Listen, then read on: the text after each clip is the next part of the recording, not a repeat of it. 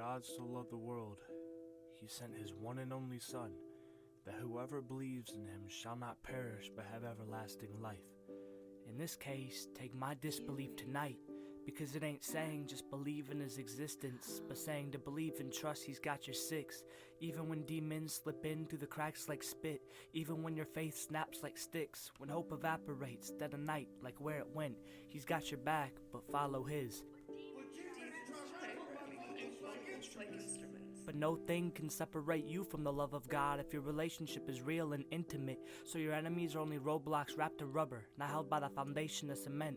Only if you choose not to be stubborn, but submit to him. A road paved takes two men, it takes you and him. If you're not willing to transform by the renewing of your mind, but stay conformed by the patterns of the world, you won't notice the difference in how you live. I only tell you this from the experience I lived. This world left me dry and empty, it has nothing to give. Blessings are right at your reach, just choose to follow him. For God so loved the world, he gave his only Son. For you so loved him, you should give up the things separating you from him. For our sake he took whiplash from whips, 3 nails with blood from the dull end to the tip, spear into the side of his ribs to see if blood would drip, all to only say what was written in the script. From birth to the end of the life he lived, it is finished. And with that, his lifeless body sat motionless while the small hand motioned and ticked 9 to 3, 6 hours, and that's not counting the rest of the treason he took for you and me. Death before death is all I can imagine that to be, then placed inside a tomb, R.I.P., with peace saturated from head to feet, laid to rest for 1, 2, 3 days until an angel was sent to prove the resurrection of the one true king, with a roll of a stone to prove he was not bound by death, a heist sent from heaven to prove it with the rest. For faith is not what is seen, but what is unseen. That's why God is sicker than the rest. Proved it with the sight of the unseen, but they saw he was there paralyzed by death, 2 in 1. He was unseen, but seen to be missing from where he was laid to rest. Jesus awoke out of a deep slumber that he was blessed. Just a 3-day nap, woke up, stretched, yawned, got ready, got steady, then went. Visited some old pals in Jerusalem, encouraged and taught them before he'd fully descend.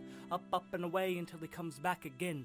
So, for God so loved the world, he sent his one and only Son, that whoever believes in him shall not perish but have everlasting life. In this case, for God so loved me. I'm broken and I've been too distracted to see that to believe is to believe. Not just to put a face to hands and feet and to say with void meaningless words that I believe, but to believe that you have me in reach. You have my back, you have my present, my future, and your plans are far greater than what I could see. I'm just an arrogant little dweeb that thinks your plans revolve around me and only me.